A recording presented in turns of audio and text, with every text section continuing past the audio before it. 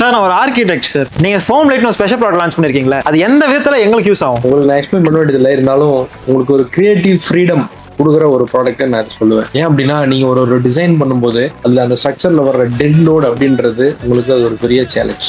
So இந்த dead load இவ்வளோ வரும், அப்போ இது பண்ண முடியாது அப்படிங்கிற மாதிரியான இது இருக்கும் இல்லையா. ஸோ அப்போ எந்த இடத்துல வேணுமோ அங்கே மட்டும் ஸ்ட்ரக்சரல் கான்கிரீட் யூஸ் பண்ணிட்டு மற்ற இடத்துல நான் இந்த நான் ஸ்ட்ரக்சரலை ஃபில்லிங் அப்ளிகேஷன்ஸ்க்காக யூஸ் பண்ணலாம். ஃபார் எக்ஸாம்பிள் ஒரு கஸ்டமர் கேட்குறாங்க, என்னோட வீட்டில இருந்து பீம் தெரியவே கூடாது அப்படிங்கிறப்ப நீங்கள் ஒரு இன்வெர்டட் பீம் வச்சு டிசைன் பண்ணி கொடுப்பீங்க இல்லையா.